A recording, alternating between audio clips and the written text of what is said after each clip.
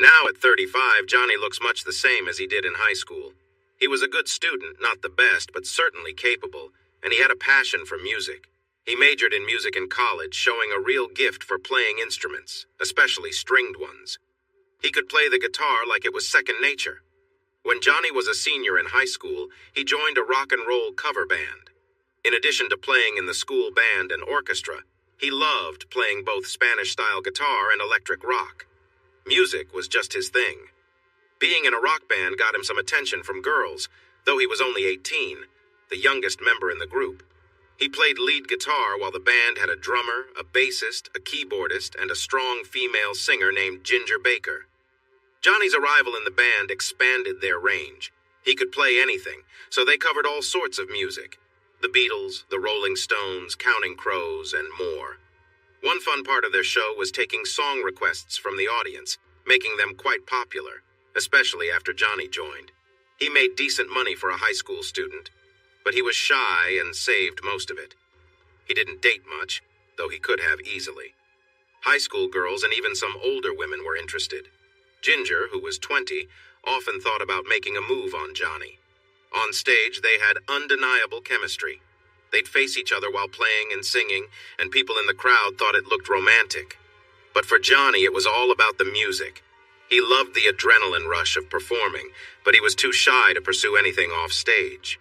Ginger, despite her attraction to Johnny, kept things professional. This underlying tension between them may have been what fueled their electric performances. Ginger had fiery red hair and a confident presence on stage, and though Johnny liked her, he never admitted it. His reserved nature held him back, even in his own thoughts. At school, not many people knew Johnny was in a band, mostly because they performed in bars and venues where high school kids weren't usually allowed. Some classmates knew, but the band often played 3 or 4 nights a week for older audiences. His teachers, especially his music teachers, were aware. In fact, 2 of them had seen the band live. Jake Bishop, who taught Johnny classical guitar, was amazed when he saw Johnny perform with the band. Mary Davis, the school's violin teacher and Jake's partner, went with him to the show. She recognized Johnny immediately. Johnny was talented on the violin as well and sometimes filled in with the school orchestra when a violinist was absent. During the band's shows, he played a fiddle tune, "The Devil Went Down to Georgia," and performed both fiddle parts. When Jake and Mary saw Johnny perform, they were impressed. The following Monday at school, they asked him about his performances with the band, curious and excited to hear more. He told them he loved playing rock music and shared his passion for it, asking them to keep it quiet. He didn't seek fame and was naturally shy. Johnny's parents weren't thrilled about the late nights, but appreciated the extra money he contributed to the grocery bill. His father worked at a grocery store, and his mother worked part-time at the same place. They made enough to get by, but there wasn't much left over. Johnny's first guitar was a big purchase for the family, but it turned out to be worth it. Once he joined the band, he could afford his own instruments. He owned 3 guitars, a violin, and a banjo, with a piano at home as well. Johnny made it through high school and enrolled in State University, a huge institution. Thanks to his music talents and teacher recommendations, he was accepted straight into the main campus without needing to start at a smaller branch. Before finishing high school, Johnny had a gig near home just after Valentine's Day, about a month after his 18th birthday. The band wrapped up their set around 11 o'clock. Ginger, a friend, offered to give him a ride home, but invited him to her apartment instead. She lived alone, though she had a boyfriend. Johnny had visited her place a few times after their shows, so he didn't think much of it when she asked him in. However, once the door was closed, Ginger surprised him with an intense kiss. Johnny was caught off guard, but started to relax, enjoying the moment. Ginger pulled back and said with a smile, "I've wanted to do that for a while." They shared a close moment, appreciating each other's company.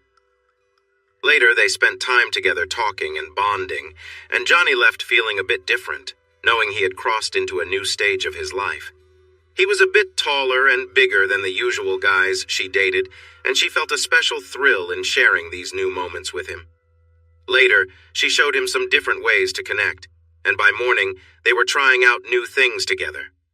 Now that he was 18, Johnny's time with Ginger felt more meaningful.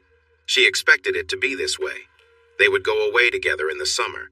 She would take her camper van, and they would share these moments after their shows. Sometimes they would find quick moments during breaks. By the time Johnny was ready for university, he had learned a lot. He was not as shy anymore, but still kept a humble side since he had only been with one woman. Ginger and the band felt sad when he left. The band knew their earnings would drop. They had someone to step in, but it wouldn't be the same without Johnny. They did find a good replacement since they were a popular group in the area. Ginger was heartbroken because she had come to rely on Johnny for comfort, and she might have started to care for him more than she realized. A few nights, she found herself in tears. Johnny promised to visit during the Christmas break. They even scheduled 2 performances for him then. But Johnny was looking ahead to new experiences which felt a bit daunting. Jimbo Jones, the bass player from the Royals, received a call from another bassist who wanted to know about their lead guitarist, who was now at the university. Jimbo gave him a great review. In his second week at school, Johnny was in his math class when he noticed a woman who took his breath away. She was tall, with long blonde hair and bright blue eyes, and she had a warm smile. When she spoke, her voice was deep and pleasant. Curious, he asked someone nearby about her as they left class. "That's Joy Simmons. She's a junior, and honestly, she's the best-looking woman I've ever seen." "She sure seems that way," Johnny replied, making sure to attend every math class from then on. Johnny enrolled in several music courses, playing classical guitar and a string quartet. He took a class on music history and a piano course. One day, Johnny was at the piano just playing around. He started playing a lively tune and really got into it. When he ended with a flourish, he heard applause coming from behind him. It was Joy Simmons. "Hi," she said, clapping. "Well done." Johnny felt unusually confident. "Thanks, I really appreciate it." "Do you get a lot of applause?" she asked. "Well, yes, but mainly for guitar. I used to play in a band." "Really? What band?" "A cover band called the Royals. I played in high school." "I've heard of them. You must be more than just a typical high school band. What was your role?" "I was the lead guitarist." "Oh, so you're Johnny." "Yes. How do you know that?" "I know Ginger. We were friends in high school. I lived close to her." Once she told me about her talented young guitarist, Joy flashed a bright, charming smile at Johnny. Johnny felt himself blush. We were close. We are close, really." "But you're not in that band now that you're here, right?" "Only during breaks. They found a new lead." "I know. They took him from my band, offered him more money. Maybe some perks. I'm not sure. He was involved with my drummer and me." "You have a band here?" "Yep, and we need a lead guitarist. Interested?" "Is it a rock band? Country band? What kind?" "Alt-rock and some country. We're doing okay. Maybe you could come to our garage studio and give it a try." Johnny was excited. This woman was beautiful, and he knew she would be the singer. They arranged for him to come over off campus at 7 in the evening. The garage studio was large. Harry Billingsley, the drummer, came from a well-off family. They had turned a barn into a practice space. Johnny arrived, looked around, and was impressed. He brought his electric guitar and a banjo since they mentioned doing some country music. They set up, and he met the band. Joy was indeed the lead singer. Harry played drums, Bob Leto was on bass, and Jerry Highsmith played keyboards and sometimes fiddle. They all sang at different times, mostly in harmony. They had some original songs and wanted to start with one that Harry wrote called Sad Song. It began slowly and built up to a strong finish. It wasn't easy for the lead guitarist, but Johnny didn't have to sing on that one. He looked at the music, played around a bit, and added his own bluesy feel to the hook. He looked up at the others. "Okay, let's try it." The band seemed unsure, but they got ready, and Johnny ran the intro. When they started the song, Joy's voice was rough and great for the blues style. Johnny followed their lead until it was his turn to take the lead. He gave the song a bluesy feel, and the keyboard picked up the energy. They played faster and harder, finishing with a loud ending. Johnny hit a long, high note at the end, using some reverb. Then it was done. "Oh my!" Joy exclaimed happily. "Wow, that was fantastic! Different! You're hired!"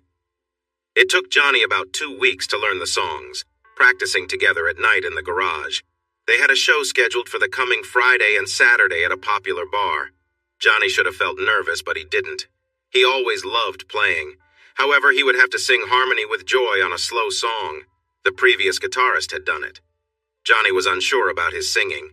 He knew he could do harmony, it was easy, but he wasn't certain how well it would sound. They had practiced, but he hadn't listened to the recordings. He would just have to give it a go. The Friday show was at a local pub with a decent-sized room and a small stage. The audience sat at tables, most of them having eaten. The show began at 8. The band chose to perform a lively rock song first, complete with a long guitar solo. Johnny played exceptionally well. The audience responded with loud applause, and the performance was off to a great start. Joy's singing mesmerized Johnny and the crowd. She could sing any song, whether upbeat or a slow ballad. Together, she and Johnny created a rhythm that complemented each other perfectly. The show was a big hit, and after a few more songs, the audience clapped for more. Johnny took out his banjo and told the band, "I got this." He stepped forward, sat on a stool, and played Foggy Mountain Breakdown. At first, the crowd seemed unsure, but soon they got into it. After finishing, Johnny took a bow and the band left the stage. Outside the bar, they celebrated with high fives. Joy gave Johnny a big smile and said, "You were fantastic. You were amazing too, along with everyone else. I love performing." The next show on Saturday was in a larger venue near campus. News about their band spread quickly and the place was packed.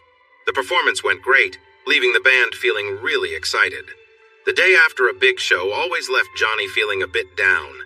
Sundays were usually spent in his dorm room practicing classical guitar, which helped him find peace. Johnny had become an important member of a popular local band called the Prawls. The semester passed quickly, with the band performing around twice a week. They could have played more, but Johnny, Joy, and Bob were still in school and wanted to keep their grades up. Harry and Jerry, who had graduated, were now focusing on writing new songs, with some turning out really well. During break, Johnny returned home where his family was delighted to hear about his band. He mentioned he would help pay for his remaining tuition for now. He then visited his old band. Ginger was happy to see him and shared news about upcoming shows. Joe Dash, the new lead guitarist, would also be joining them, and they would perform together. Johnny agreed, and they had a practice session before the first show. He met Joe Dash, a tall man in his late 20s with dark hair. They introduced themselves, and Joe asked about Johnny's previous band. "Heard Joy sang really well," he said. "She did," Johnny replied, "but she's just part of the band for now." "That's cool. We had a good chemistry in the practice." Johnny played a little more reserved, but he felt comfortable with their new setup. Joe couldn't really keep up with Johnny when he went all out. Their first show was at an auditorium out of town. The crowd enjoyed it, though there wasn't any dancing, just a lot of drinking. The performance went well, especially when they got to the guitar duel part. Joe started strong, and Johnny followed, playing great but holding back a little. Joe pushed harder, but then Johnny completely stole the show with his skills. That was the highlight. They wrapped up the night with a final song and an encore. As they were heading outside, Ginger approached Johnny and kissed him passionately. Joe quietly slipped away and Ginger led Johnny to the van, where they enjoyed each other's company. Afterward, Johnny asked her about Joe. "Joe's a good musician. He's nice enough, but he's not you and he knows it," Ginger said. "How are things with Joy?" "Joy and I get along well on stage, but we're just friends." "Who's she dating?" "I'm not sure." "Why?" "Because, Johnny, when we got closer, the band got better. You know what I mean?"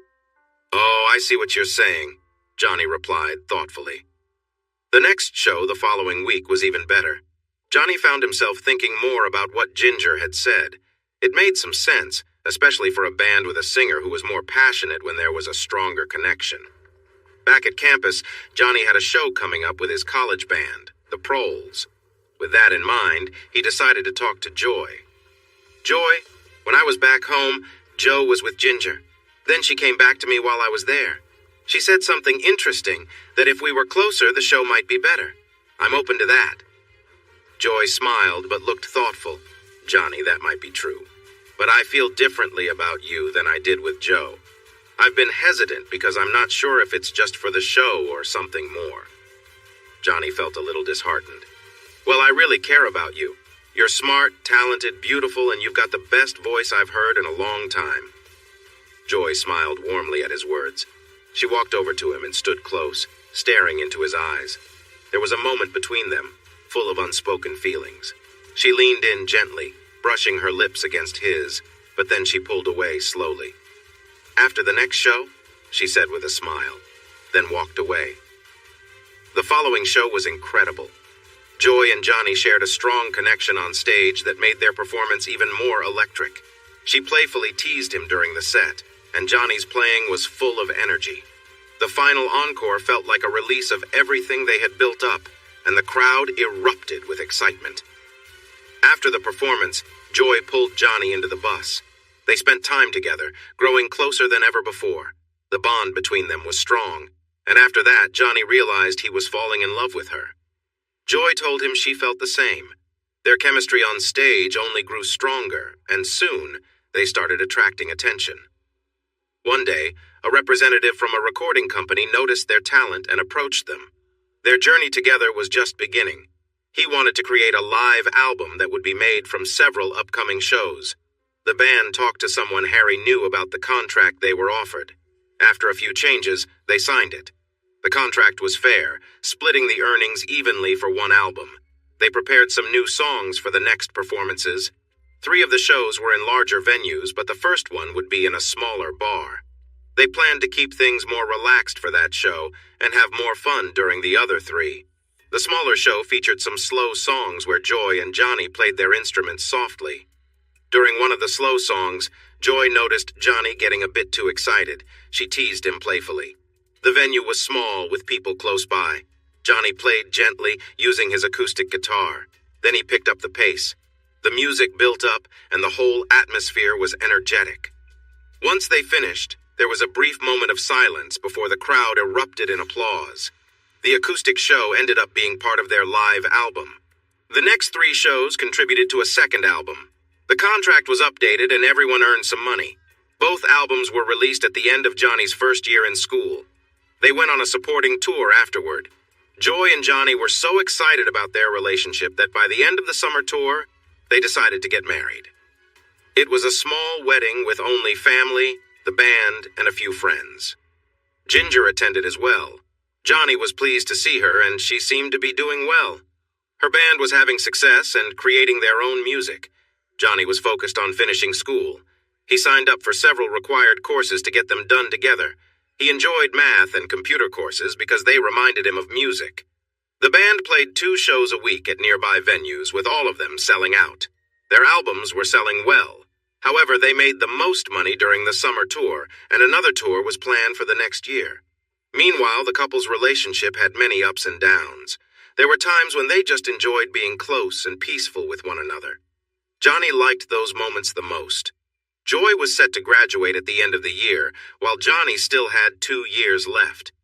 The band wanted to increase the number of local shows and travel further. After the first semester, Johnny agreed. At this point, he was making more money playing in the band than he would likely earn with a degree. But he knew that money wasn't everything. In the spring, they planned to travel up to 300 miles for shows. If they went that far, they would perform for 2 nights. Johnny liked that because the second night always had an even more exciting energy. He was struggling in most of his courses except for music. With determination, he finished the year with passing grades. Johnny did really well in the class for playing classical violin. He got really into it and spent a lot of time practicing. His teacher, Millie Smith, suggested that he could keep playing the violin and maybe even join a big orchestra if he worked hard. Johnny told her that his band's summer tour would stop him from doing any summer work. But he promised to take his violin with him, along with the fiddle he used in the show. The summer tour was a big hit. The band took a 2-week break in late July to make a studio album. Johnny wrote 3 of the songs. They finished recording just in time. Although Johnny wasn't completely happy with the final result, the album became very popular when it was released in August and reached number 1. They signed a new contract, and Joy told him they would get a bigger share this time. The other band members didn't mind because they knew Joy and Johnny were key to their success. They were all doing well. Johnny saved most of his money and learned about investing, putting some of it into funds. This way, he didn't have to worry about money too much. Johnny decided to leave college and focus on his rock career. Their success kept him busy, and both he and Joy were feeling stressed. They had a lot of money, but Harry was struggling with a drug problem.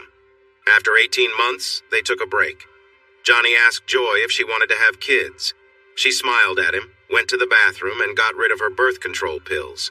3 months later, she was expecting their son, Robbie. They lived in a country house in Virginia that was good for just the two of them. Johnny thought about buying the place, which had 52 acres. The price was fair, so he went ahead with it. First, he built a modern recording studio. Then construction started on a big addition to the house. It took about 9 months to finish, just like Joy's pregnancy. Robbie and the house were both ready in the same week. Joy and Johnny made several studio albums, which sold pretty well.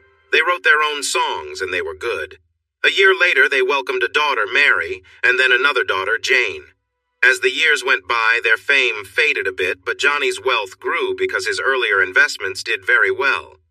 When Joy was 38, she released a solo album that was fantastic and sold a lot.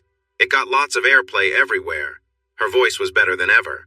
While she worked on that album, Johnny returned to practicing classical violin and guitar. He released a classical album that received good reviews but didn't sell as quickly. Their children were also doing well in both music and school. Robbie was 13, Mary was 12, and Jane was 10.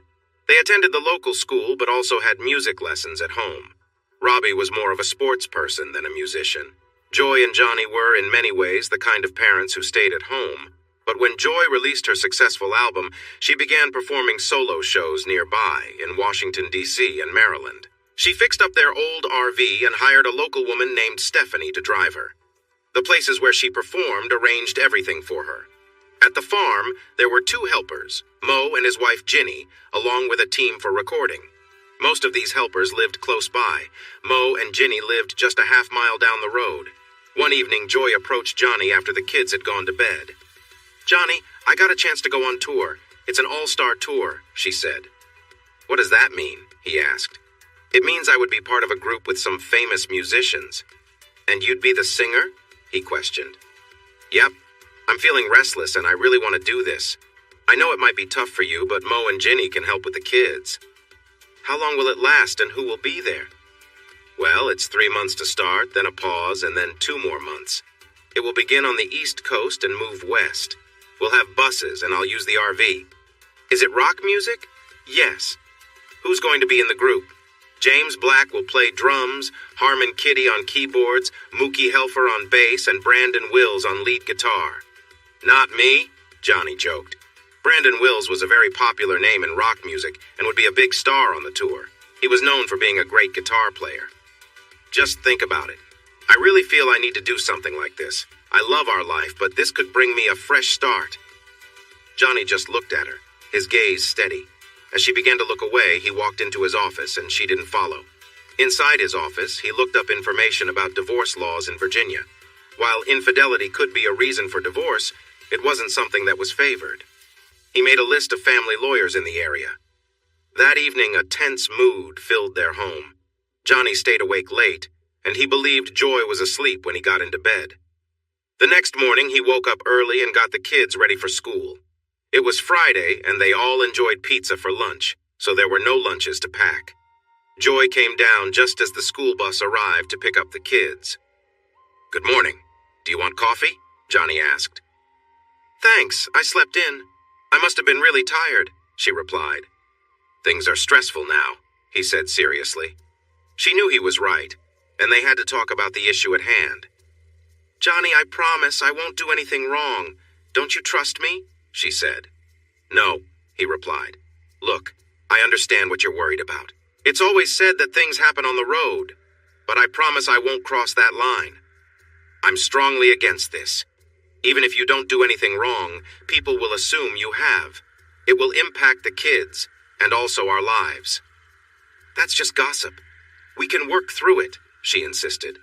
"How? The performances will be full of hints and rumors. That's how the music scene is. And this is also his decision. I kind of agreed to this, but there's a way out. How long have you been planning this?" It's been a month. There are papers to sign and contracts. I needed to make a choice." "What's the way out?" "You have to give your approval. Our things are in both our names, but a lot is in your name alone. If you say no, we can't use it." No. He turned and walked away.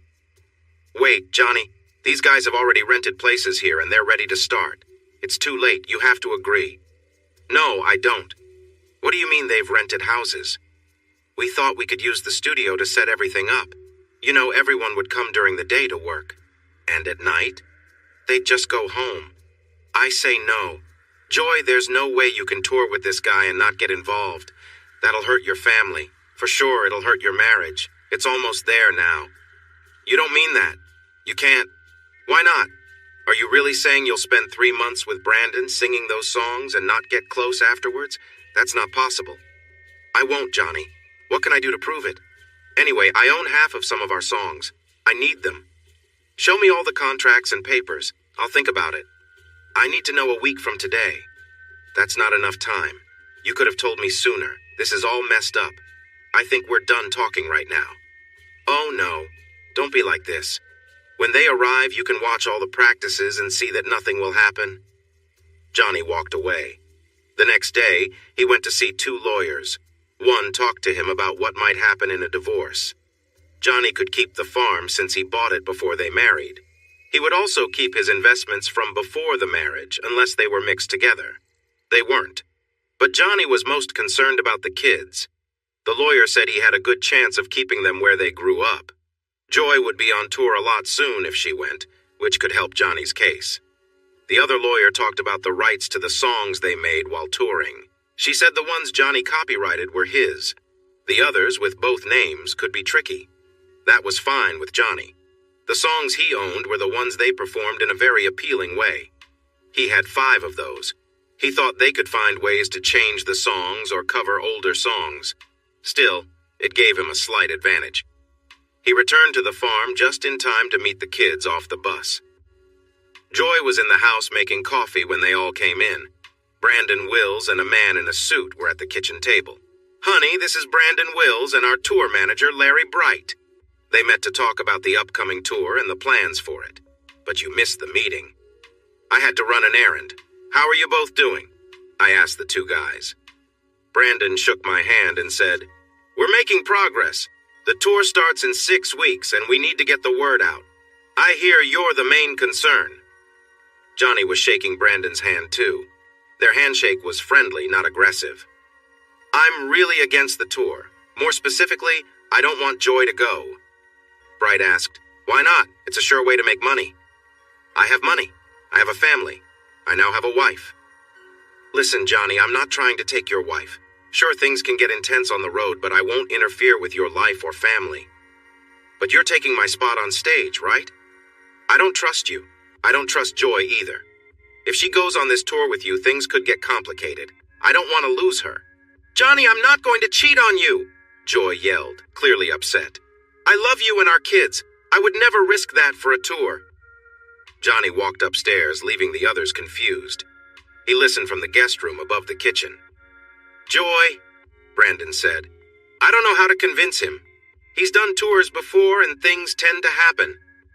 Yeah, but it was only with a couple of people. Still, that's 100%. Even with good intentions, things can come up. How do we prove to him that we can manage this? Bright added, We need those songs for sure. I checked and he owns the best 5. Joy chimed in. That's part of the problem. Those songs remind us of times when we got carried away. If you were in his shoes, would you want us to perform them? No, Brandon replied, looking down. Maybe we could write new ones. Bright suggested, What if we make a contract? Something to reassure him about the boundaries. If Joy doesn't stay true, there are consequences. Like what? Brandon asked. Like losing a lot in the event of a separation? Joy reacted, No way, not for a tour. If he can prove anything, he could still seek a separation, and my lawyer said he'd likely get the best outcome for the kids. So what do we have to lose? Her family, said Brandon. That means a lot. Brandon, are you thinking of bringing someone along? I could if that would help. I know some people. Sure, I'm sure you could. Maybe even a few. 3 is the most.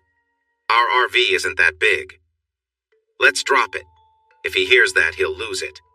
He needs to mature. He doesn't own you, just your best songs. Maybe we can invite him along, Bright suggested. No, he won't watch the kids if I'm not there. We'll ask him to help get ready. He can see how it goes for himself. Bright said, But how could he know what happens after the show? Security keeps people away, including him.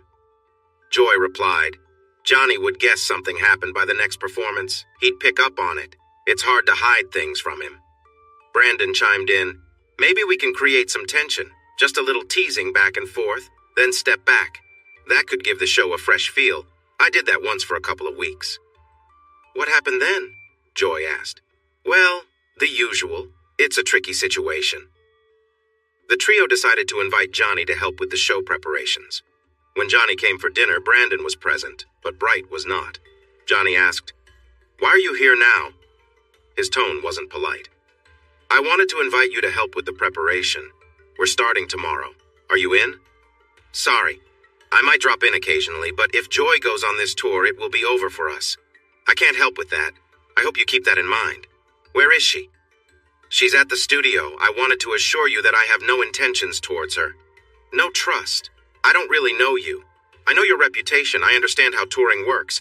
If she goes, it's over. I plan to tell her tonight before you all get too involved. Can't you see reason? Brandon asked, feeling frustrated. Johnny went outside and they walked toward the studio together. Suddenly, Johnny paused. One more thing. If I find out that you and Joy are together while we're still married, I'll make sure you regret it.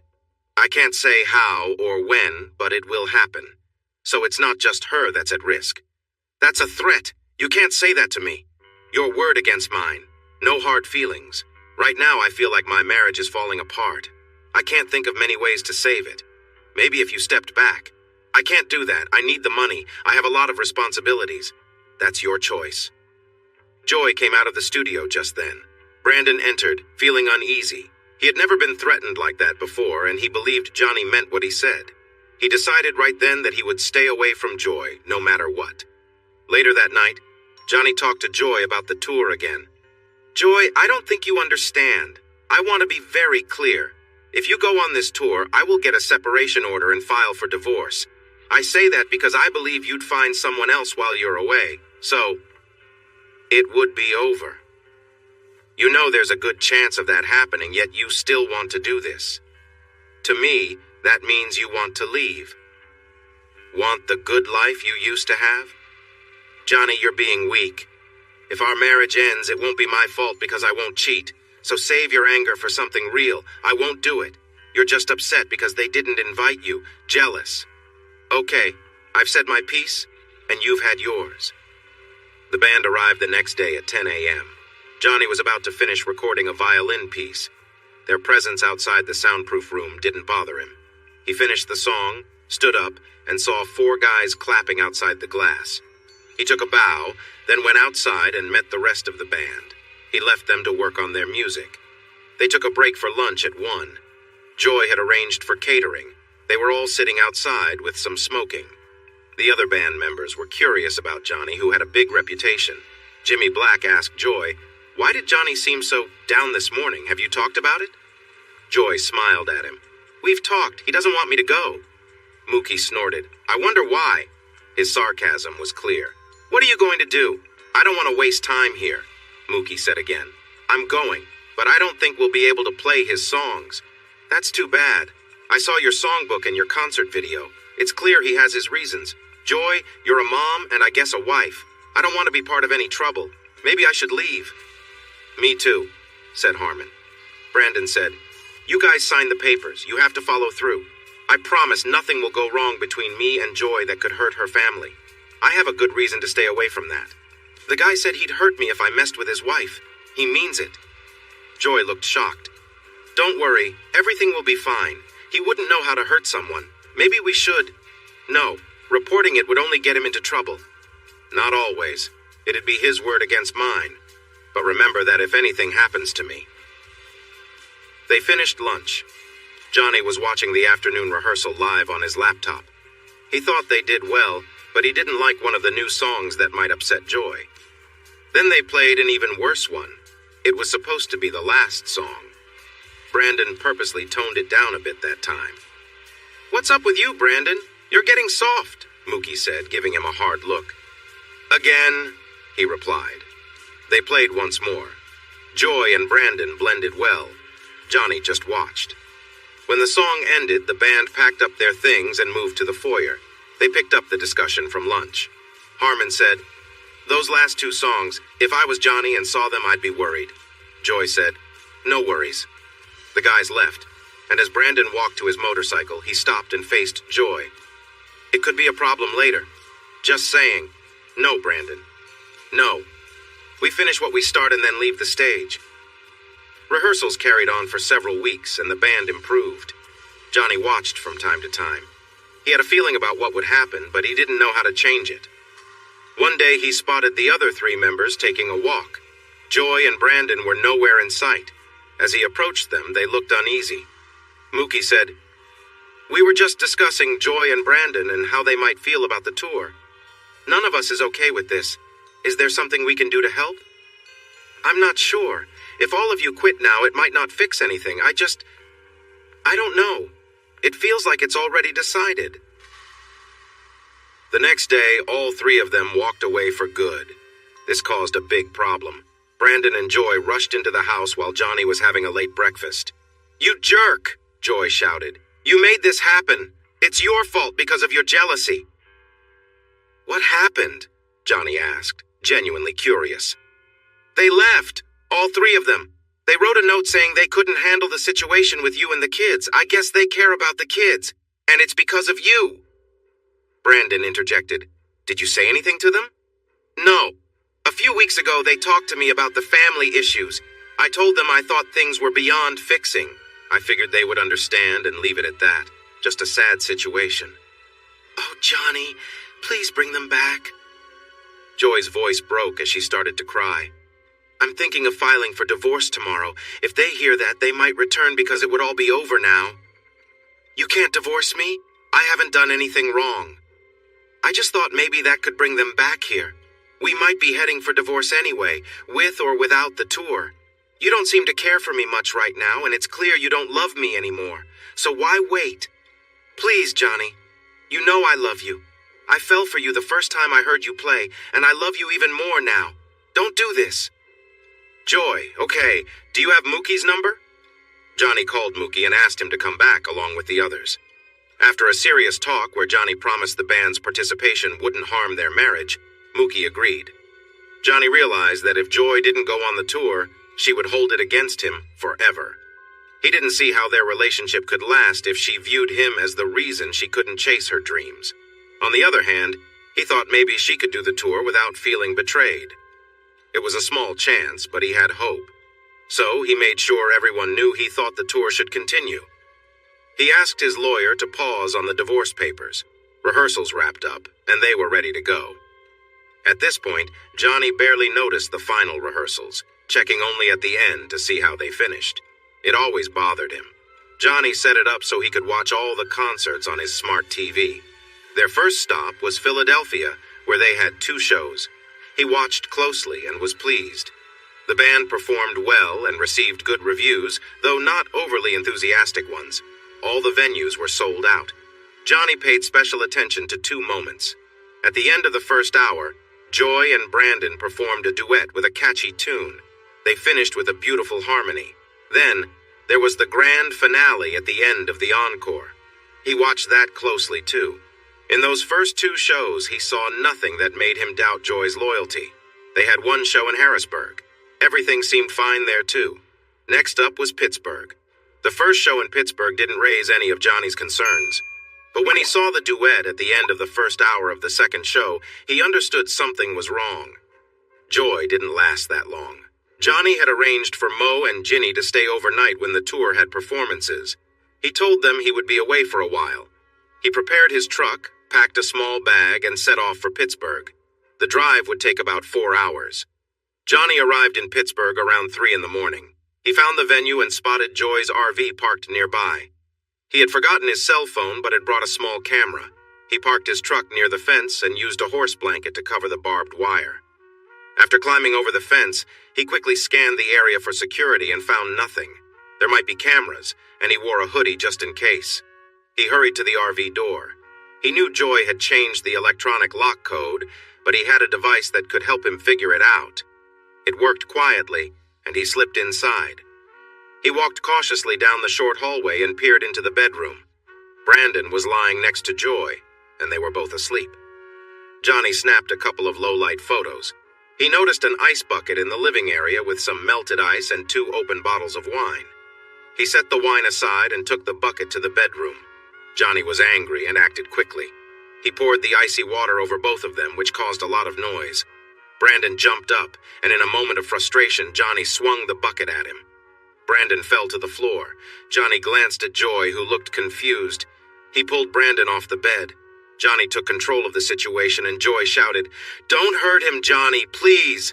She tried to reach out, but he easily pushed her back. "This is your fault," he said calmly, and she recoiled in shock. He then grabbed Brandon's arm and positioned it on the floor. Johnny looked at Joy again. He tripped and fell down the stairs. "If I see the police, you're both in trouble. Otherwise, this is it. Enjoy your time." Johnny pulled Brandon to the door and opened it, leaving him halfway down the stairs. He dropped a wine bottle on the ground and a bucket inside the RV. Johnny quickly returned to the fence, climbed over into the truck bed, pulled off a horse blanket, jumped back into the front seat, and drove away gently. He was on his way home. For a while, Johnny drove on autopilot, wondering how long it would be before the police caught up with him. Maybe they would stop him on the road. He just followed signs to DC. After about 2 hours, he started to feel more awake. He noticed his breathing was fast and shallow, and he began to shake. He pulled into a rest area as dawn broke. He sat there for a bit. When it was fully light outside, he stopped shaking, started the truck, and drove home. No police bothered him. Johnny arrived at the farm around 8:30. The kids were getting ready for school, and he gave them hugs. Ginny made him some toast and eggs for breakfast, and he ate gladly. After that, with a cup of coffee, Johnny thought about what to do while waiting for the police. He decided to record some violin music. It might be his last chance in the studio. To his surprise, it went really well. The feelings he had held back came through in the music, helping him relax. He silently told himself that whatever would happen, would happen. He started singing an old Doris Day song and laughed for a long time. After recording, Johnny chopped some wood for a while. Lunch was ham and cheese, and he chopped more wood before fixing his acoustic guitar. It was nearly time to pick up the kids. Johnny turned on his computer and searched for news about Brandon. He found a story about how Brandon fell down the stairs, hurt his hand, and got some other injuries. His tour with the rock band was canceled. Tickets would soon be refunded for next month's shows. Johnny smiled, but still expected the police to come. He walked to the bus stop to pick up the kids who had heard about the tour. They asked when their mom would be home. Johnny said he didn't know, which reminded him to check for messages on his phone. After snacks and setting the kids up for their homework, he checked Joy's phone location. It was still in Pittsburgh at the arena. He felt unsure about what that meant, so he decided to call. The phone went to voicemail. "Joy, I heard the tour is off. I'm wondering when you might return. The kids are asking." That was all he said. Ginny cooked burgers and coleslaw for dinner, a family favorite. After they ate, his phone rang. It was Joy. "Hello? Hi, are you okay? Are you home?" "Yes. And the kids?" "Okay, I wonder when you'll be back." "I spent a long time talking to doctors in Bright." "Yeah, how's the boyfriend?" "Brandon isn't doing well. He has a head injury and his hand is really hurt." "Oh no. That's all you have to say?" "Yep. The kids are asking when you're coming back. They heard the tour is on hold." "I'm unsure. I feel bad about all this. I'm a little scared." "Well, let me know when you decide. This is a safe place for you. No worries. I probably won't be able to stay too long." "Why?" "Hold on. We can talk more when I get home. I'll leave today. The tour can't go on unless we find another guitarist." "Oh, man. Come on, Johnny." "And you?" He hung up. Joy came home after 2 in the morning. She parked the RV and stayed inside. In the morning, Johnny got the kids ready for school, telling them not to wake their mom. Then he went to the studio and recorded more violin music. Bach. It went really well, again. He noticed Joy through the glass when he finished. "What's up, Joy?" "You've got to be kidding me." "Yeah, you and your guy didn't last long. You both had it coming, but I didn't want to hurt you. Anyway, I didn't hurt him like I said I would." I was foolish to go, I see that now. Everyone knew it too. Brandon waited until I felt I needed him. I'm sorry for everything. I kept the police off you. Thanks. How did you manage that? They saw him on the stairs, the paramedics. We got him to a smaller private hospital. They told me he might not play again. You shouldn't have done that. It wasn't all his fault. No, most of it was on you. I don't believe you didn't intend to be with him. I think that was part of why you went. And I don't buy your excuses. It's all lies. The only one who was fooled was me. You had a plan, didn't you? For when you learned that we were together. Did you think I would just ignore it? I wasn't thinking straight then after the show. It was a mistake. Then you did it again. You'd have kept going until someone made you stop. It seemed exciting to you. You're a star. You should know. What now? Are you looking for someone else? Who would it be? Bright listed some guys. Not really going to happen. I mean it when I say I'm sorry. I wanted excitement, and I thought I could handle it. And I was just supposed to stay home with the kids? That's what I plan to do now. You can find a place nearby, maybe rent the one he used to have. I can't stay here? Why not? I told you what would happen if you left for the tour. We're in the past. You need to find another place. I'll give you some time. You can take the RV. Johnny, can't we just forget about this and work it out? I do love you. I never loved anyone else. Definitely not Brandon, Johnny said firmly. No fixing this. You had plenty of chances to make things right. You ignored them all. Who knows when you'll do it again? Probably the next time you get restless. It wasn't about that. I was feeling unsettled. I wanted excitement, audiences, and the attention that comes with being around famous people. Yeah, I guess so. I'm sorry. But you ended it quickly. Not quick enough. You can stay over there by the well. No chance for us? None? No. I'm sorry. Joy stayed for 3 more weeks before renting a small place about 2 miles away. During that time, she slept in the RV. When she finally moved out, the kids were sad, but she was still close enough to see them every day. About a week after Joy moved, Johnny had divorce papers served to her. That night, she came over crying, and he let her inside. Can we change the papers to say irreconcilable differences? Putting adultery in there will only make things worse for both of us. It hasn't hit the news yet. I spoke to my lawyer. It could still be changed. Johnny thought about it, then called his lawyer to make the change. The divorce was settled quickly. Both of them had enough money, and they agreed on custody. Joy was close by, so they decided on joint custody, with Johnny being the primary guardian. During this time, Johnny released a classical violin album, which was well received and sold a good number of copies. He donated the money to the local orchestra and even played a concert with them. Preparing for the concert and performing brought him a lot of happiness. Joy and the kids attended the concert too. After the concert, Joy brought the kids home, and Johnny arrived shortly after. She was now allowed into the house again. Once the kids were in bed, Joy sat on the living room couch, looking up at Johnny. Who would have thought? Johnny Good, classical musician. Oh, never mind. What is it? Are you okay? Not really, she said, her voice low. Johnny, I miss you. I haven't been with anyone since the tour. She stood up, looking unsure for a moment, but Johnny, remembering the good times they had shared, found it hard to resist. They sat together on the couch, close but quiet, reflecting on the complicated feelings between them. After a long pause, Joy quietly said, We've been through a lot. Let's just take things one step at a time. She gave him a teasing smile, but Johnny stopped her gently. Enough, Joy. I need to think about all this. You should go home for now. I'll see you tomorrow after the bus leaves. Joy pouted but eventually left, and Johnny, feeling drained, picked up his clothes and went to bed. The next morning, Joy was at the house early. The kids were still there, excited to see her, and she walked them to the bus. Johnny had spent a lot of time thinking about his relationship with Joy. He knew for certain that he would never marry her again. He wasn't looking for a committed relationship with her, but maybe they could stay close for a while, at least for now. Today seemed like one of those days. When she returned from the bus stop, Johnny motioned for her to follow him upstairs. Things escalated quickly, and Joy took charge, something she always preferred. Johnny had planned to avoid letting her lead, but a cramp in his leg forced him to let her take control. The moment between them felt intense, and afterward, even his cramp seemed to have disappeared. Afterward, they showered and got dressed. Ginny and Mo, Johnny's friends, gave them curious looks. "It's not what you think," Johnny said, laughing. "We just needed to freshen up before heading to the studio." The room burst into laughter. Once at the studio, they sat down to talk. "Joy, I want to be clear about something," Johnny began. "You're incredible, and I can't deny that I'm drawn to you, but we're never getting married again. I won't ask you to be exclusive, and I won't make that promise to you either.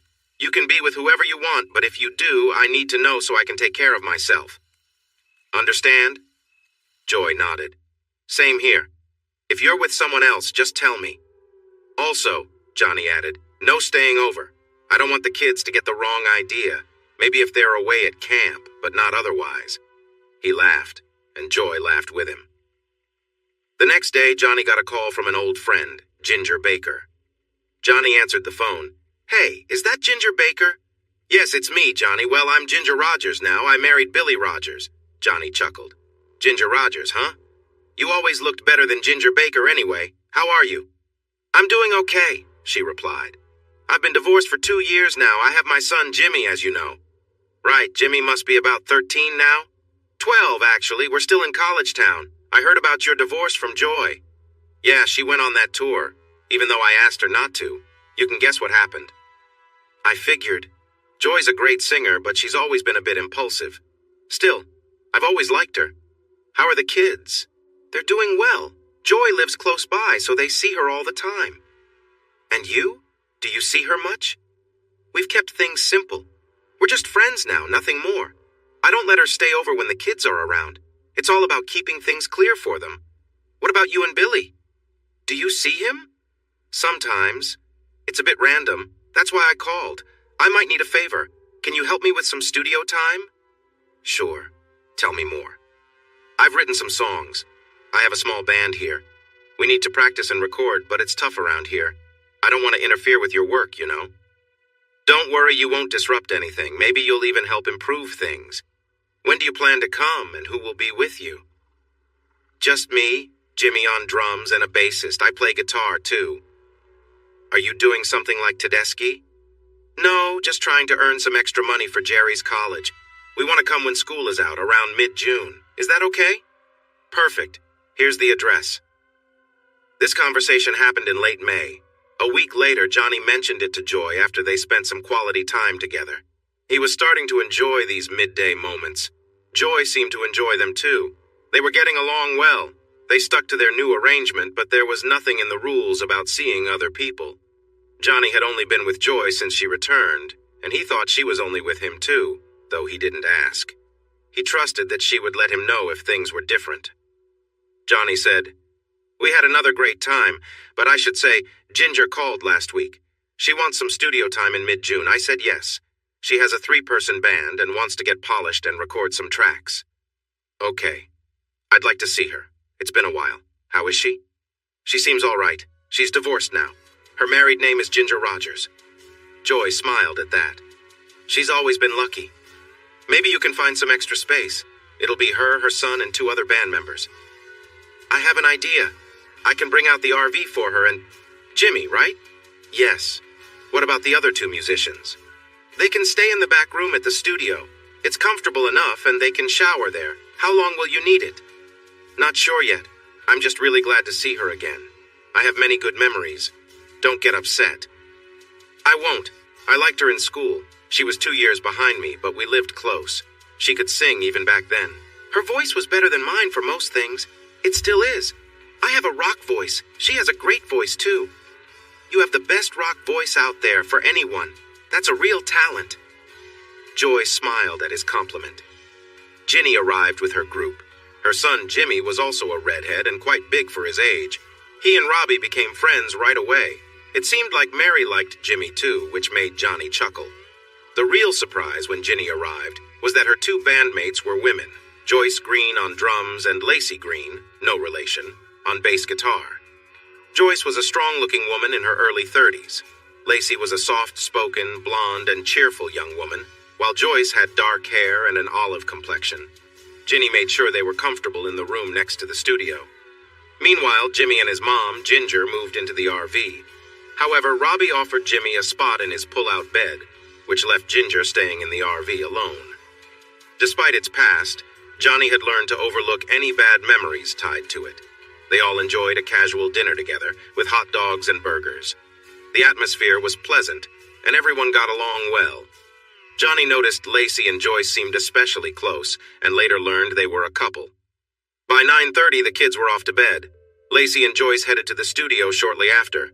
Meanwhile, Joy and Ginger were sitting together, a bit relaxed from the night, reminiscing about their high school days, laughing and teasing each other.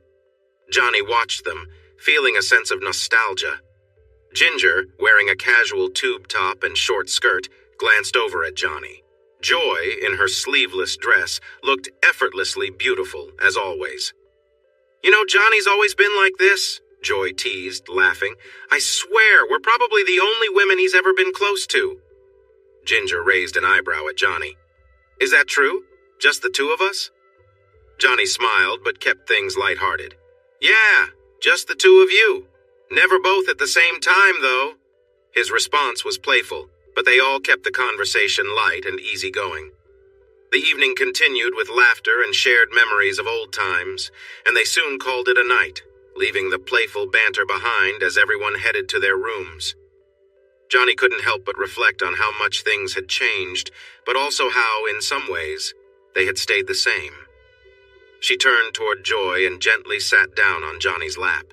Their connection was familiar, as they had shared moments like this before.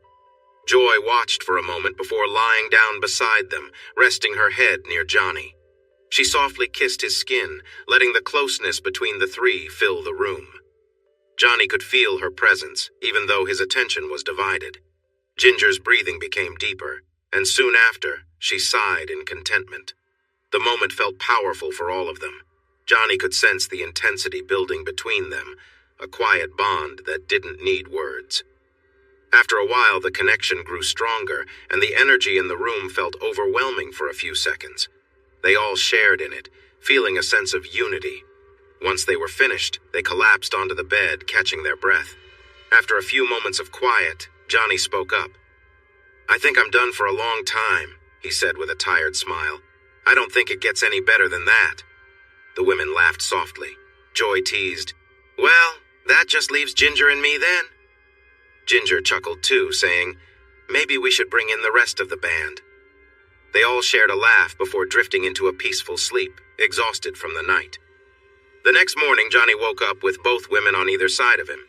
He couldn't help but smile at the peacefulness of the moment. He wondered how things might play out, but for now, everything felt calm and balanced. There was no jealousy, just a shared understanding. The women woke up around the same time. They stretched and exchanged sleepy smiles, then decided to freshen up. They all brushed their teeth, exchanging a few playful looks, enjoying the easygoing comfort between them. The lightheartedness of the morning was refreshing. As they finished getting ready for the day, there was a feeling of playfulness in the air. They laughed, teased, and shared quiet moments of connection. The trio felt at ease with one another, comfortable with the newfound dynamic in their lives. With the morning behind them, they focused on the day ahead, ready to move forward and see where things would lead. Johnny was working hard on the music. Ginger finished her part and Joy quickly joined in. Johnny kept playing, increasing his energy, and wrapped up with a smile. The three of them stepped into the big shower to cool off. They realized they needed to eat. Mo and Ginny were taking care of the kids at breakfast, and when the three adults came downstairs, the kids gave them curious looks. Johnny said, "Let's save questions for later. Time for food." After the kids were settled outside, Johnny, Ginger, and Joy went to the studio. Ginger set up with her bandmates. They had 3 songs they wanted to work on that day. Joy and Johnny helped with the sound equipment. The session continued until lunch, and they recorded all 3 songs, though they weren't final versions yet. Johnny arranged for lunch to be brought outside to the studio table. He said with a mouthful of sandwich, "I have some ideas, if that's all right." "Me too," said Joy. This sparked a conversation about how to make their afternoon sessions even better. When they went back inside, Johnny picked up his guitar. Joy also entered the glass room, and they left the recordings on. The 5 of them created an upbeat version of the first song. Johnny suggested, For the next song, Joy and Ginger should sing together with the guitar adding a twist. He showed them how, and though the two women started off a bit differently, they soon found their rhythm. The mix with Johnny's gentle guitar was wonderful. The same magic happened with the third song, a lively one. Joy's strong voice blended beautifully with Ginger's high notes, creating a unique sound, while Johnny played along with effortless creativity. Everyone felt truly excited. Ginger said jokingly, "How about we plan a tour?" Joy and Johnny exchanged glances. Johnny replied, "Let's think about some local gigs in D.C. Nothing too big. Maybe at the Oak Tree. We would need to prepare about 15 more songs." "Speaking of which," Ginger said, "I'm really hungry." They all went back to the main house where the kids were busy playing video games. Dinner was tacos, and everyone enjoyed the meal while the kids took a break from gaming. Once things calmed down, Johnny and Joy went outside to chat. It felt like a natural choice. Joy asked, "So, are you ready to dive back into rock music after exploring other styles?" "Definitely, but we should start small with local shows, just overnight for now. It will take us some time to shape a proper show, but I don't see myself doing anything too large or national," Johnny replied. "What did you think of Ginger and Joy's singing?" "They were good. Not entirely polished, but they'll improve with practice. I have some songs I wrote that might fit well with Ginger. I really like how we sound together." "Awesome. We can work on them here and maybe have a gig in August right before school starts." As they moved back inside, they passed the Greens who were watching the sleeping kids, and a sense of excitement filled the air. Johnny said, "Let's go upstairs to brainstorm. I think it'll really help our sound." The women laughed, feeling the fun of the moment. Ginger playfully tapped the front of Johnny's pants, smiling. "It looks like there's plenty to work with here." A few moments later, they were all settled in the big bed, laughing and relaxed. Ginger and Joy knelt on the edge of the bed, playfully moving around, as if they were waiting to see who Johnny would choose first.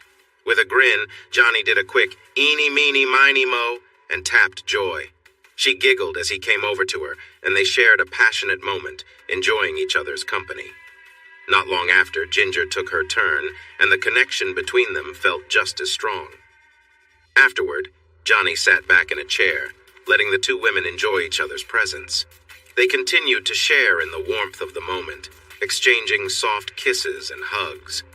As Johnny watched, he asked, "Did you two know each other back in high school?" They glanced over at him with a knowing smile, but didn't answer directly, just enjoying the closeness between them. Later, Ginger sat on Johnny's knee, making him smile with a playful touch. She gave him a quick kiss on the cheek and said with a grin, "That's enough for tonight. Time to rest." That night, they all slept peacefully together in the big bed.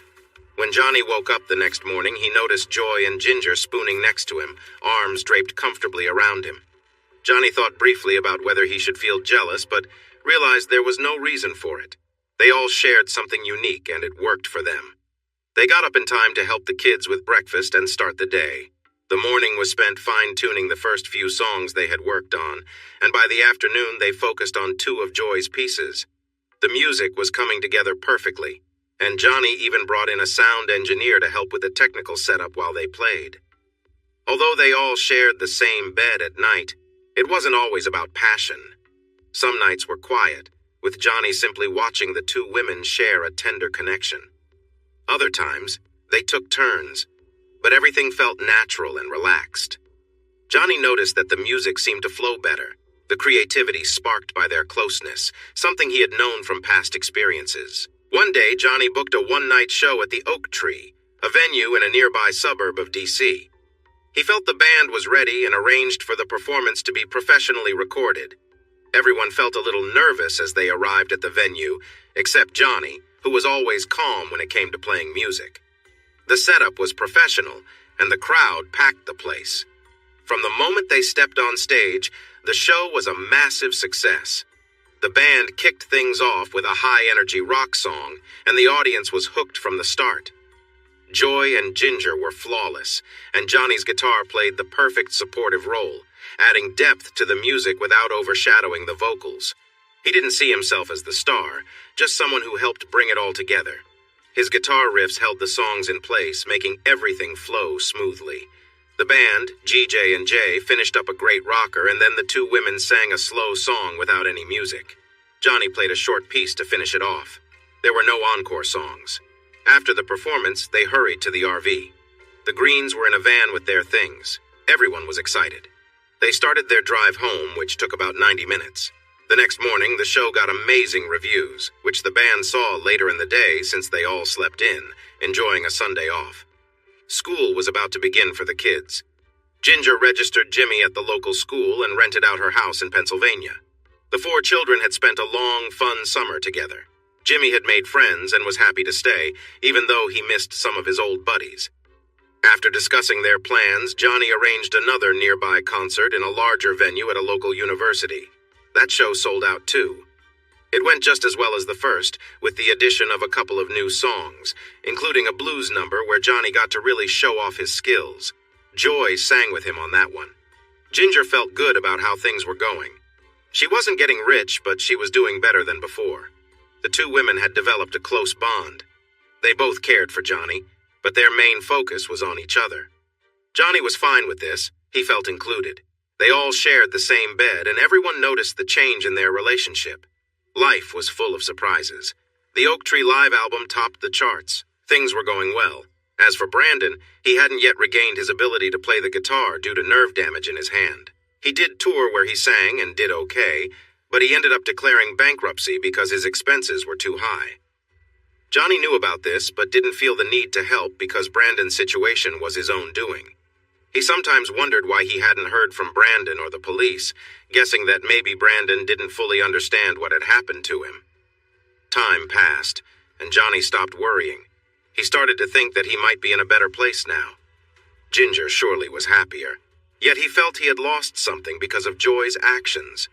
There was a closeness that seemed to be gone, and he doubted it would return. Johnny never thought of marrying either of the women. It just didn't seem necessary. He wanted to focus more on his classical violin playing, which brought him peace and happiness. He enjoyed rock and blues, but at home with the two women, he sometimes needed a break. He would go to his studio and play the violin. At one point, he decided he wanted a piano player and contacted a friend who had helped him with his classical album. He received a recommendation for a woman who was available that month. Lily Baxter came in for an audition. She was about 30, 5'6", slim, with light brown hair. She had a nice face, wore no makeup, and dressed simply for the audition like a friendly neighbor. When he saw her, they went to the studio together. He handed her some music, which she played easily. He asked her to join him for a short piece for piano and violin. She played perfectly, maybe even better than he expected. Her piano added depth to his violin, both in the background and as a leading part at different times. Together, they finished the piece. "You're hired if you'd like the job," Johnny said with excitement. "I would," Lily replied, feeling very happy. She had played backup for some big orchestras and had performed at several recitals with string groups. Still, her income wasn't steady. This job offered a chance to record and save some money. It came with a place to stay, meals, and a good salary. The contract was for 6 months. Lily didn't have children. She had married her college boyfriend at 22, but he had been unfaithful, and she left him. He didn't want kids, which worked out well. Lily wasn't alone in her life. She was attractive enough and could find companionship when she wanted. Occasionally, she would meet someone at a dance hall or had an on and off relationship with another piano player. Her divorce was 4 years ago. Since then, her social life was better than during her marriage, but it wasn't very steady. She knew about Johnny's history with rock music and the stories written about his past relationships. This intrigued her. She also knew that Ginger and Joy lived nearby, but didn't know their exact situation. They performed locally and were selling a lot of music in today's different ways. She had heard the Oak Tree recording and believed Johnny was involved with both women, which piqued her interest. Lily settled into a small house at the edge of the property. Johnny had cleaned it up for her. It was about 3/4 of a mile from the studio. Lily brought a bicycle, and Johnny left a car there for her to use if the weather was bad. In the mornings, between 8 and 11, Johnny and Lily practiced and recorded. Everything was going well, sometimes even better than expected for classical violin. After 2 weeks, they had completed 6 tracks. The afternoons at the studio were reserved for the rock band's practices. They had another gig planned at a downtown university in 3 weeks. Ginger began coming by to watch Johnny and Lily practice. She was curious about how they worked together while playing. To her surprise, it was not that different from the way the rock band interacted. While they weren't doing anything suggestive, they had a strong connection, both in music and outside of it. Ginger noticed this and felt a hint of jealousy. She asked Joy to come over and see for herself. Joy was surprised by the connection between Johnny and Lily at the studio. She wondered if Lily was trying to win Johnny's attention. She didn't think much of it. She figured that the two of them simply liked each other and enjoyed making music together, just like Joy, Ginger, and Johnny did. Rock music had a bold vibe, while classical music had a more subtle charm. She couldn't identify exactly what was going on, but she knew there was something. She started to imagine what it might be like for Johnny and Lily to be close after a concert. Maybe it would be elegant and smooth, but then she thought it might be gentle and sweet, and that made her feel uneasy. She realized she had no claim on Johnny. She had let that go during a moment of weakness. She didn't have a reason to be jealous. After all, she mentioned to Johnny about seeing him with Ginger often. But this felt different. Johnny and Lily usually shared lunch at the studio before the rock musicians arrived for their afternoon sessions. One day, Joy and Ginger brought sandwiches. They sat with Lily and Johnny, chatting about the morning's practice. It was nice to talk about music with fellow musicians. At that moment, Lily thought about Joy and Ginger and their close relationships. She knew Johnny had mentioned that he shared a bed with them when they first met, so she wouldn't feel uncomfortable. The idea didn't bother Lily at all. In fact, she found herself curious about what it was like to be with Johnny, or even all of them. Some nights, while alone at home, her thoughts wandered there. One Friday, she asked Jen felt comfortable without one. It was easy to see. Johnny noticed right away. He had been thinking about Lily a lot lately, and it was clear he was attracted to her. She was lovely and easygoing, but there was also something about her that intrigued him. But he didn't want to disrupt the friendly music connections they had. However, Johnny wasn't the type to ignore temptation when it arose. Lily's outfit sparked his interest. After dinner, there was a noticeable tension in the air. Lily finally spoke up. "Johnny, I know you spend the night with Ginger and Joy. When you finish a concert, do you just go off with them right away?" "Yes." "Both of them?" "Yes, and they're together too.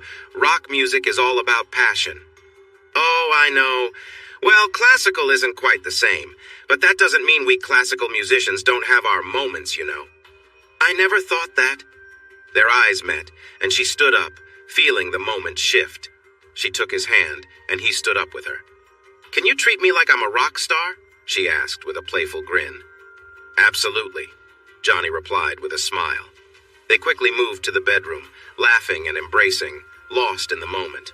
The atmosphere was light and full of excitement as they shared a close connection, both savoring the time together. Afterward, they lay side by side, catching their breath, the room quiet and calm. "That was amazing," she said, smiling at him. Johnny smiled back. "Glad you enjoyed it. It's been a while since I felt something that special." They relaxed in a dreamy, peaceful state, just enjoying each other's company for a while. After some time, they got up, laughed about cleaning the dinner dishes, and playfully teased one another as they worked. "Am I the best you've ever had?" she asked jokingly with a smile. Johnny chuckled. "You're definitely unforgettable," he said, keeping the mood light. They continued to talk and laugh, enjoying the easy, carefree feeling between them. As they moved to the living room, the playfulness carried on, and they spent the rest of the evening just enjoying their time together. Later, as they sat on the couch, she turned to him with a thoughtful expression. "You know, you can always count on me," she said softly. "Anytime, anywhere." Johnny smiled and responded, "That's an interesting idea, but in music we always wait until after the show." They both laughed at the playful remark, feeling the warmth and closeness of the moment. Maybe classical music will change things. "Are you going home now?" "Yeah, I need to be there in the morning. I'll see you at 8. Don't wear anything too fancy. We'll see what happens." Johnny gave her a quick kiss and left. He got home at 10:30, where Joy and Ginger were waiting. They noticed right away that he looked happy. "Did you have a good time?" Joy asked, with a teasing tone. She and Ginger had spent some time together a bit earlier. "I doubt I can do much more tonight, but I can try," Johnny replied with a grin. "What will happen to us poor rock stars?" Ginger joked, pouting playfully. She didn't mind Johnny's attention on Lily. Maybe she could connect with her too. She wondered what kind of fun they could have together. Joy wasn't in a joking mood. She knew Johnny liked Lily a lot, and she felt that Lily could change everything. Johnny didn't really need the money they made from touring, and neither did she. But she loved the excitement of it all, performing, the energy of the crowd, and expressing herself through music. Joy felt uneasy thinking about Lily. It was clear Johnny had spent time with her, and she didn't want him to develop strong feelings. Recently, she had come to realize that she still cared for Johnny deeply. Even though she felt like she had messed things up, her feelings didn't go away. "So," Ginger asked playfully, "how was it with Lily? Was it fun?" "She was. Interesting," Johnny said, trying to keep things light. "I enjoyed myself, but I can't share too many details." "It's all right, Johnny," Joy said. "We figured something would happen after seeing you two together in the studio. Did Lily charm you, or was it the other way around?" "She definitely made the first move when she invited me to dinner," Johnny said. Ginger laughed. Wow, bold move on her part. They all chuckled, but Joy didn't feel entirely at ease. She worried about Johnny's growing interest in Lily. "Seriously, what will you do? Are we all going to take turns?" Joy joked, but her heart wasn't in it. She couldn't shake the worry that Johnny might fall for Lily. She liked how things were with Johnny, even if they were still figuring things out. They shared the same space, even if it felt complicated at times. Joy still cared for Johnny deeply. He was someone she had loved and still wanted to be close to. Now she still loved him, but he was free to do what he wanted. She knew she was also free to find someone else, but she only wanted Johnny. Her experience with Brandon had taught her that. He wasn't even worth it. If she lost Johnny, she could find someone else, but she worried that Johnny would fall for Lily and start a new life with her. She didn't want to start over with anyone else. If only she hadn't gotten distracted. Johnny spent the night watching Ginger and Joy. They teased him a lot about it. Even though he found it interesting, he tried to stay focused. 3 women in one night didn't seem right, and he wanted to think about Lily until they got to the studio the next day. When he arrived at the studio, Lily was wearing a sundress and sandals. She smiled at him, and he felt a strong attraction. She twirled, showing off her confidence, and that was too much for him. Later on, he would think about how easily he was tempted. But right then, all he could think about was her. He turned Lily around and pushed her playfully against the piano. He couldn't resist brushing against her, and she seemed ready for what was happening. She began to feel lots of excitement from what they were doing. It felt intense, and she started to enjoy it more with each moment. She made sounds of pleasure, expressing her enjoyment, lost in the moment. Johnny couldn't last long. After a strong moment between them, he stepped back and handed her a tissue. He watched her clean up as she tossed the tissue in the trash and sat down at the piano. She started to play a blues song. It began softly and grew more powerful. When she finished, Johnny clapped for her. Suddenly, he heard more applause from the booth. The lights turned on, and it was Joy and Ginger cheering for them. "We wanted to see what you two were doing in the studio," Joy said with a grin. "Seems like you were having some fun," Ginger added. They stepped out, and all 4 of them stood there, taking it in. Joy was surprised that Lily didn't seem embarrassed at all. In fact, Lily could barely hide a smile when they noticed. "Sorry, ladies. This was just an experiment to see how the music would flow," Lily said. "Well," Joy replied, "it looks like you really found your blues. Maybe Johnny helped bring them out." "No, I can play the piano. I can play anything on it," Lily said confidently. Lily smiled as she explained, "I just felt the mood, so I played that." She didn't seem the least bit embarrassed. Joy, always full of energy, chimed in, "Play more, let's hear something else." Lily grinned and started playing an old blues tune she knew, "Shoes Under My Bed." Joy immediately recognized the song and joined in, singing in her deep, soulful voice. "You left your shoes under my bed, should have been my husband's there instead, but it's your shoes under my bed this morning, baby. If he stays out all night doing things he knows ain't right, then I'll have your shoes under my bed every night." As the music flowed, Johnny picked up his violin and joined in, adding a smooth, bluesy feel to the tune. Ginger provided backing vocals, blending into the song beautifully. They played together seamlessly, the music wrapping around them. After a few minutes, the song gently faded out, ending with a soft blues riff from Lily. Johnny was amazed. "Wow, that was incredible. We could make a blues album. How many songs do you know, Lily?" "Quite a few," she replied with a smile. "I used to play for some extra cash. Blues is all about timing and feeling, especially with the singer." She glanced over at Joy, who returned the look with a knowing smile.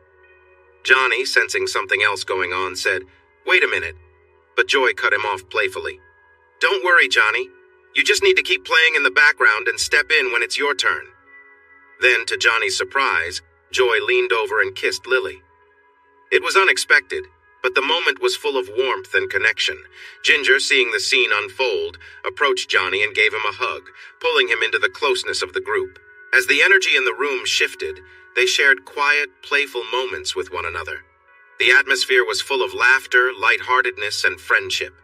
After a while, Ginger, with a teasing smile, said, "So, should we get back to making music?" Johnny chuckled, picking up his violin again. He started playing a slow, intricate melody, building up the tempo as he went.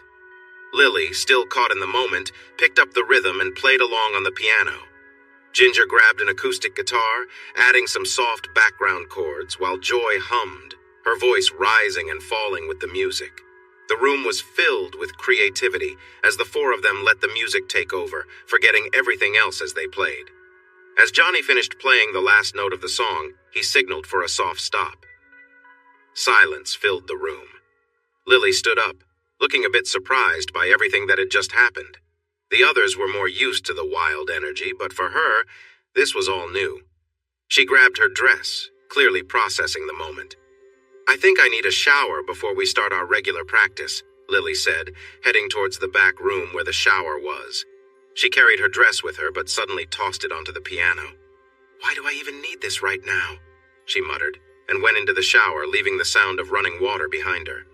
Joy, noticing the shift in energy, said, "She probably needs some time to think. Let's just get dressed and wait for her." Ginger added with a smile, "You know, I bet Lily would be amazing as our keyboard player. Maybe we should recruit her." After a little while, Lily returned, drying off with a towel. Seeing that everyone else was dressed didn't seem to bother her. She casually tossed the towel aside, walked around for a moment, then picked up her dress and slipped it on. "You're all a bunch of weirdos," she joked, "but I had fun." Johnny smiled and said, "All right, let's see how we do with that sonata." While Joy and Ginger watched, Johnny and Lily set up and played a 6-minute sonata together. When they finished, the women clapped. Johnny reflected, "It had a lot of depth. Not perfect technically, but there's something special there." "Agreed," Lily replied.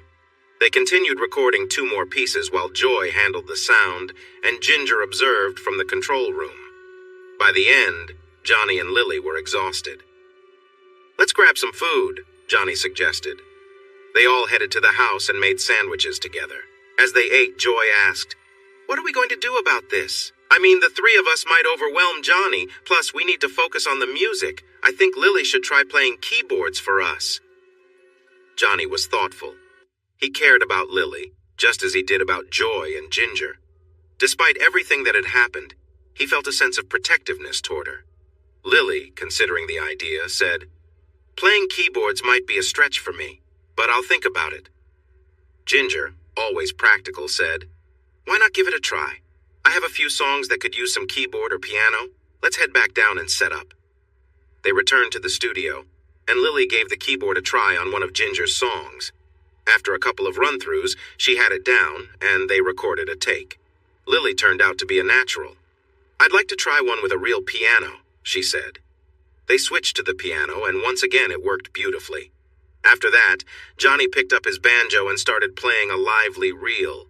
Lily jumped in, and they ended the session on a high note, met with applause from the others. It was time for the kids to get home from school. Lily went to pick them up, and soon the group was busy with snacks, dinner prep, and occasional glances at each other, still riding the energy from the music. Dinner was lively, with the kids catching on to the upbeat mood. By the time the children were in bed, it was already 10 o'clock. 4 adults sat together in the living room, unsure of where the night would lead next. Johnny, breaking the tension with a grin, said, "Well, we've had quite a day. What's next? Maybe we just focus on the music for a while. I might make it through, who knows?" This caused everyone to laugh.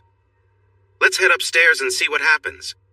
Joy walked up without saying anything else. The others followed her. They quickly got comfortable and settled on the bed. It seemed they all agreed to focus on Johnny. He felt overwhelmed. One of them was very close, and he recognized it was Lily. He hardly had a chance to take it all in. Joy said, "Okay, now that's done. Let's..." She playfully turned her attention to Lily. At the same time, Ginger joined Joy, and they formed a little circle around Johnny. He watched in amazement. His feelings grew again. Ginger approached him, and they shared a moment together for a while. The other two were lost in their own world. Eventually, they all fell asleep. The next morning, Joy was all ready with Johnny before the other two woke up. After everyone had a shower, they enjoyed breakfast with the kids. The kids seemed aware of the sleeping arrangement, but didn't mention it. Then off they went to school. Later, the 4 musicians went to the studio to create music, focusing on their work without distractions. Maybe there was a little kissing, but nothing more. They spent 4 hours recording and ended up with 5 songs. They created 2 blues tracks, one featuring the banjo and 2 rock songs. After lunch, Johnny and Lily practiced a few classical pieces. This went on for 2 weeks. Johnny should have been tired, but he wasn't. Instead, he continued to make great music and enjoy evenings with company. They all agreed not to get too involved during studio time. Johnny planned a show at the Oak Tree for 10 days later. He told the management it would be a special event, and they liked the idea. They could make a lot of money since Johnny always drew a crowd.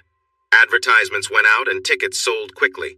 The band kept practicing. They had a set prepared that was about 90 minutes long by the performance date. It was a Saturday, and Mo and Ginny took care of the kids. Johnny opened the show by telling the audience they would be mixing things up that night, showcasing a variety of styles. He and Lily started with a slow blues instrumental. Then Ginger sang a high note from behind the piano.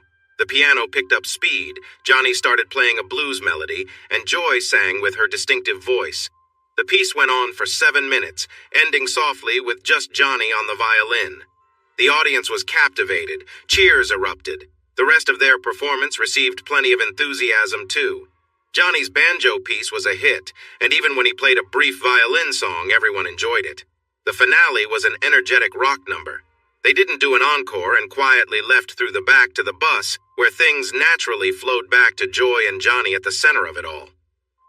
An hour after the show ended, they called the driver and headed home. The show received great reviews. Johnny thought deeply about where things were going. The day after the Oak Tree show, Lily invited him to dinner at her house while they were at the studio. "Ha!" Joy laughed. "She wants him all to herself." "I do want that. I have my reasons. It's not about you guys," Lily replied. Johnny said, "I could really use some time focusing on just one woman. I accept." So that night, Lily and Johnny went to her home. She quickly made burgers for dinner. Then they shared a tender moment together. They started with gentle touches and connected softly. It felt special for both of them, ending with Johnny expressing his enjoyment of the experience. "Wow," he said, "I really liked that." "Me too," Lily replied. "I wanted to show you my feelings. You know I care about you. I feel the same way, Lily.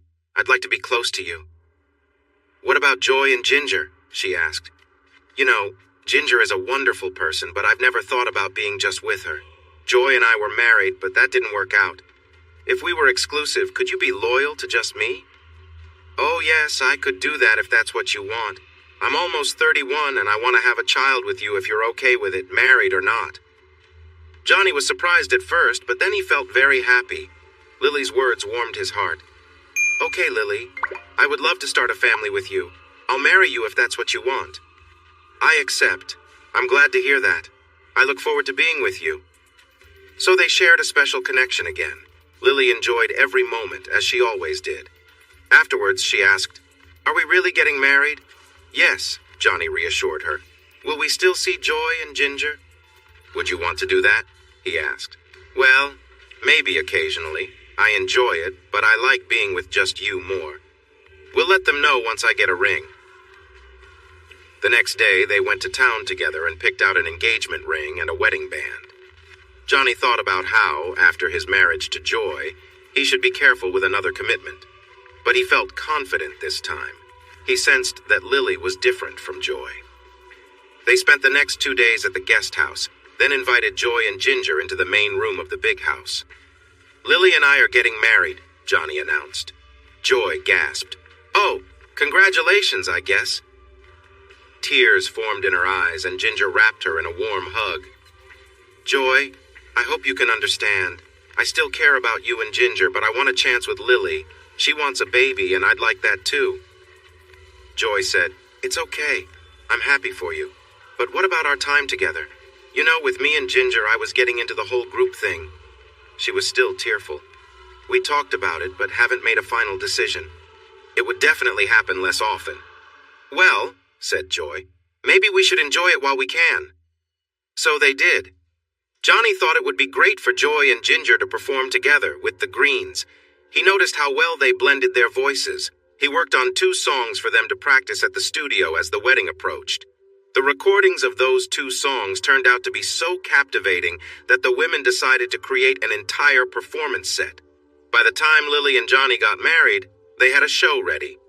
The wedding was small, with family, friends, and loved ones. Lily and Johnny went to London for their honeymoon, as Lily always wanted to visit the city. They had a wonderful time. When they got back, they settled into their guest house. Once home, Johnny listened to the new girl group's set. He believed they had songs that could be very successful, but he felt they needed something special, a lead guitar. Ginger was okay, but her singing was much better than her guitar playing. However, Johnny didn't want to tour with them, and he didn't want to go back to Oak Tree either. After thinking it over, he decided they needed a new guitar player. That's what he told them. They went to the studio, and Johnny showed them how the new parts would fit in. He persuaded them. Joy said, "But if you won't do it, who will?" "Yeah, it's one thing to convince us when you're the one playing. It's different if someone else is there," added Ginger.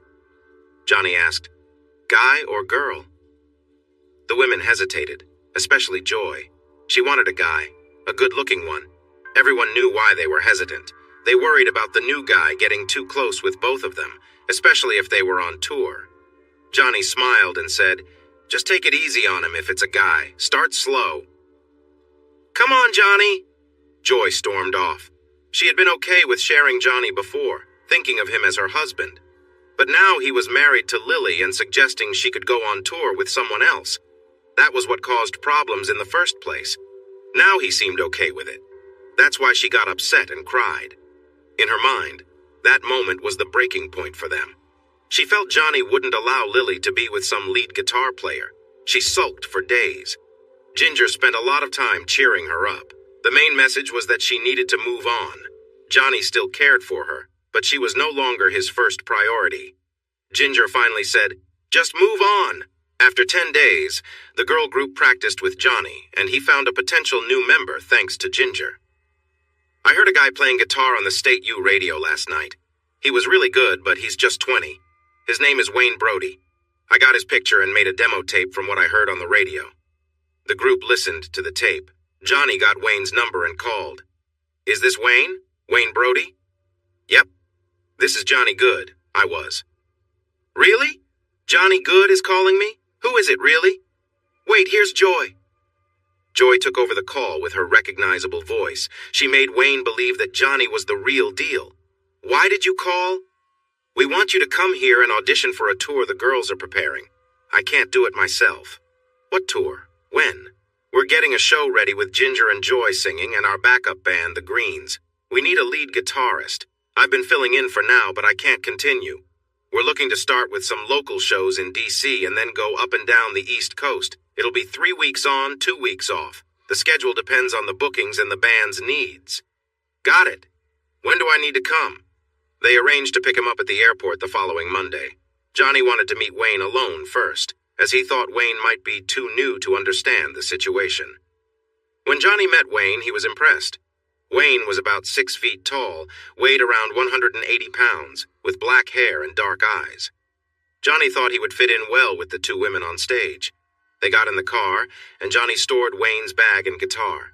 Johnny started, "I need to talk to you about the tour. How much experience do you have?" "A little bit, mostly in college with a band, then some shows in D.C. This tour will require good teamwork." "Yeah, I saw an article about you and Joy and that other guy. I don't want to deal with those kinds of issues." "That was some time ago. Joy and I are divorced now. I married again last month. But I was married to Joy when she took that tour that ended our marriage. She's free now." "I understand.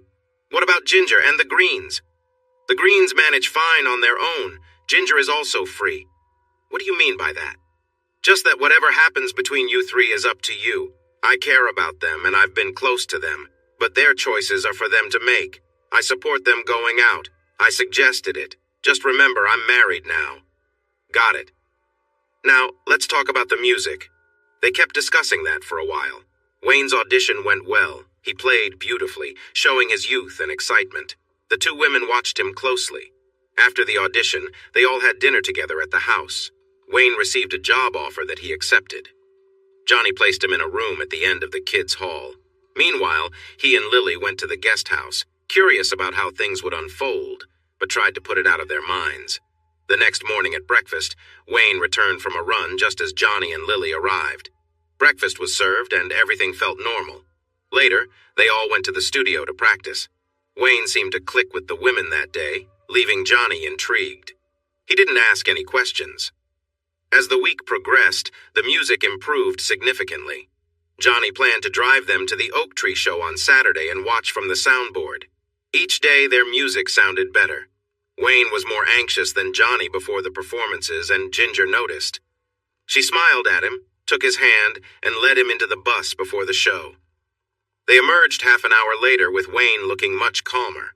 Ginger had a big smile on her face while Joy seemed slightly annoyed. Johnny figured Joy would have her chance soon. The concert went exceptionally well, with Wayne's guitar skills shining through. Johnny was very pleased. After the encore, the three performers walked into the bus, not in a hurry. After giving them some time to unwind, he returned to find them relaxed and changed out of their concert clothes, all smiling. Johnny thought, okay.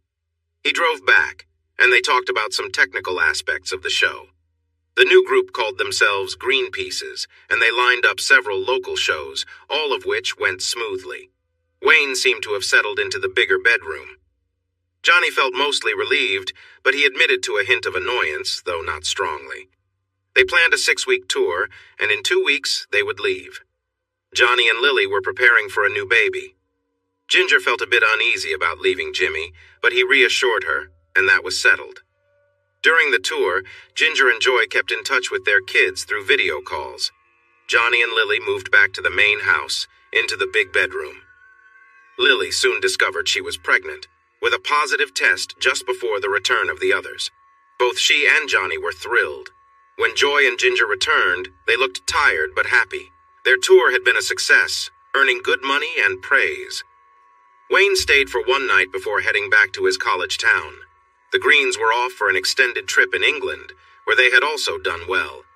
Johnny and Lily invited Joy and Ginger over for a nice dinner, and afterwards, they gathered in the big room.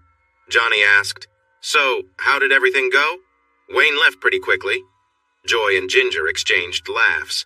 Joy replied, "We had a great time with him. He was a big part of our journey, and he really enjoyed it." "I think he was embarrassed, which is why he left so quickly," Ginger said with a laugh. Lily looked intrigued. "What do you mean? I'm curious. Tell me more." Ginger smiled, leaning in a bit. "Well, we used to call him the Energizer Bunny. After one of the shows, we brought him back to the bus. Things escalated quickly, and I was on top. He was a bit too eager, though, and I started teasing him, telling him he needed to do better. That made him try harder, and we just kept pushing his buttons. Joy joined in on the fun, and we had him completely wrapped around our fingers." Johnny noticed Lily's reaction. Her curiosity had clearly grown. Joy, noticing as well, chuckled. Lily, what was it about that story that caught your attention? Lily blushed slightly but smiled. I guess it was just the idea of having that kind of control. Sorry, she added, glancing at Johnny. Ginger grinned. Looks like Johnny might have some work to do to keep up with his wife. Johnny stayed quiet, letting the conversation continue. Lily asked, What else happened after that? Joy laughed and replied, Oh, nothing too wild. We had fun, but it was all playful, really. We just knew how to keep things interesting. Johnny raised an eyebrow at Lily, teasingly adding, Don't get any ideas. The room filled with laughter, but there was a subtle shift in the air, a sense of anticipation. Joy then stood up with a smile. I think it's time we all head upstairs and just see what happens. Without a word, Lily stood up and took Johnny's hand, pulling him gently toward the stairs. Joy and Ginger followed, keeping the mood light and playful. As they all headed upstairs, Johnny couldn't help but feel outnumbered. But there was an ease in the air, and everyone seemed to be enjoying the moment. They were all close, with a shared connection that didn't need to be rushed. 8 months later, little Elizabeth Good was born, a healthy and happy addition to the family. Thanks for watching this video. Don't forget to subscribe to Infidelity Plus to stay updated with more captivating tales of infidelity and payback. Turn on notifications so you're the first to see our latest content.